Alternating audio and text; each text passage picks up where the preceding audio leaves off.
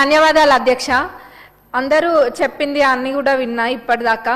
కాకపోతే ఇది నిజంగా ఈ చట్టం తేయడం అనేది చాలా సంతోషంగా ఉంది. ఎందుకంటే ఒక పొలిటీషియన్గా చెప్పట్లేను, ఒక మహిళగా మరి యూత్ పక్షాన ఇంకా ఏదైతే గ్రౌండ్లో వాస్తవాలు ఉన్నాయో వాటన్నిటిని దృష్టిలో పెట్టుకొని చెప్తున్నా అధ్యక్ష. ఇవాళ రేపు ఉన్న పరిస్థితులలో సోషల్ మీడియా వేదికగా అది ట్విట్టర్ అయినా, ఫేస్బుక్ అయినా, ఇన్స్టాగ్రామ్ అయినా, వాట్సాప్లో అయినా కానీ ఎంత అసభ్యంగా పెడుతున్నారంటే అది ఎవరు అంటే కుటుంబ సభ్యులు ఎవరు కూడా దాన్ని చూసే విధంగా లేదు. అది ఎవరి గురించి అయినా కానివ్వండి, అంటే ఉత్త పొలిటికల్గా ఉన్న వాళ్ళదే కాదు, నార్మల్గా ఊర్లలో ఉన్న వాట్సాప్ గ్రూప్లలో కూడా వాళ్ళు అర్ధరాత్రి 12-1 దాకా కూడా ఇవన్నీ మెసేజెస్ పెట్టుకుంటూ ఉంటారు. అంటే అదేదో కక్షలు ఏదో గట్టు పంచాయతీలో లేకపోతే వాళ్ళ కుటుంబాలకు పంచాయతీలు ఉన్న తీరుగా అన్ని కూడా మెసేజ్లు చాలా వల్గర్గా పెట్టుకుంటారు. ఇప్పుడు ఏదైనా నచ్చకపోతే దాన్ని విమర్శించడం వేరు, కానీ ఒక వల్గారిటీ తోటి దాన్ని వాళ్ళు పెట్టే మెసేజ్లు అనేది ఆ కుటుంబాలు చూసినా లేకపోతే పర్సనల్గా ఆ మనుషులు చూసినా కానీ వాళ్ళు చాలామంది అందరు ఒకటేలాగా ఉండరు. అందరు దాన్ని రిసీవ్ చేసుకునే వే ఒకటేలాగా ఉండదు. కొంతమంది చాలా సున్నితంగా ఉంటారు. అట్లాంటి వాళ్ళందరూ కూడా కొన్ని చర్యలు అంటే చేపడతా ఉంటారు. అవన్నీ ఇప్పుడు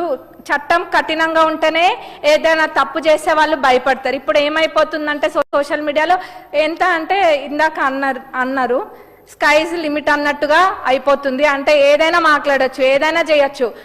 ఒకటి ఇట్లా కాల్చి వాళ్ళ మీద వేయచ్చు, గుడ్డ కాల్చి మీద వేయచ్చు అన్న విధంగా మాట్లాడుతున్నారు. అది చాలా బాధాకరము.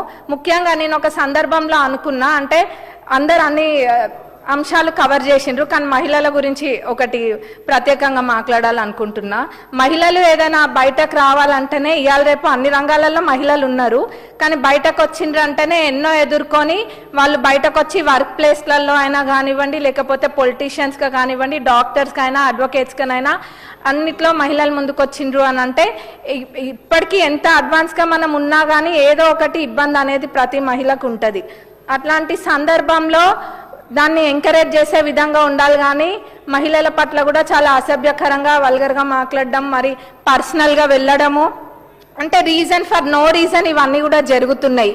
అంటే ఏం నేర్పిస్తున్నాం? ఇప్పటికే సోషల్ మీడియా అనేది ఒక రకంగా ఎంత మంచో అంతకు మించిన చెడు వేలో ఇది ముందుకెళ్తుంది. దీన్ని అరికట్టాలి అని అంటే ఫ్యూచర్ జనరేషన్స్ని కూడా మనము ప్రొటెక్ట్ చేసుకోవాలి అన్న ఇది ఉంటే ఇట్లాంటి చట్టం తేయడం అన్నది చాలా అవసరము. ఇప్పుడు ఇంకా ఫ్యామిలీలని కూడా లాగుతూ ఉంటారు ప్రతి దాంట్లో.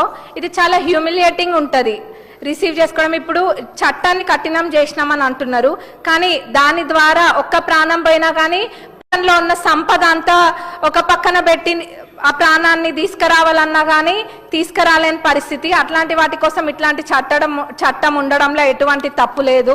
ఇంకా అదే కాదు, మనం చూస్తున్నాము ఇప్పుడు ఛానల్స్, మీడియా ఛానల్స్ ఇవన్నీ కూడా ఎంత అంటే ఇప్పుడు నిజాలు చెప్పిన దానికన్నా కూడా ఎంటర్టైనింగ్ అనో లేకపోతే మంచి కన్నా కూడా చెడు తొందరగా వ్యాపిస్తుంది. ఇవాళ రేపు మన నిజాలు వాకిటి దాటక ముందే అబద్ధాలు ప్రపంచాన్ని జుట్టేస్తున్నాయి. ఇవన్నీ కూడా అందరం చూస్తున్నాము. ఇంతకుముందు వాళ్ళు అన్న మాట వాస్తవమే కావచ్చు, ఎందుకంటే మేము కూడా అప్పుడు ఎలక్షన్స్లో తిరిగిన సమయంలో ఏమైనా మాట్లాడితే చాలు మమ్మల్ని లోపలేసేస్తున్నారు అన్న సందర్భాలు ఎన్నో ఉన్నాయి.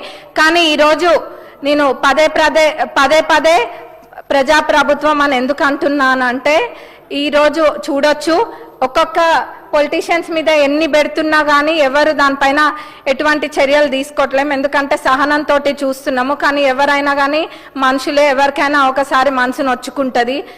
ఎదుటి వాళ్ళు స్వేచ్ఛ అంటే ఇప్పుడు ఫ్రీడమ్ ఆఫ్ స్పీచ్ అనేది వాస్తవాలు ఉన్నప్పుడు మాట్లాడొచ్చు, ఏదైనా కానీ చెప్పొచ్చు.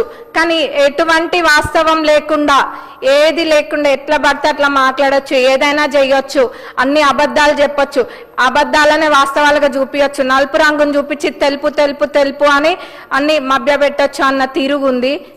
కాబట్టి దీన్ని ఖచ్చితంగా ముందుకు తీసుకెళ్ళాలి. మొన్ననే మనం చూసినాము, అసెంబ్లీలో కూడా చూసినాము, అంటే ఎటు దారి తీస్తున్నాయి ఇవన్నీ కూడా అని.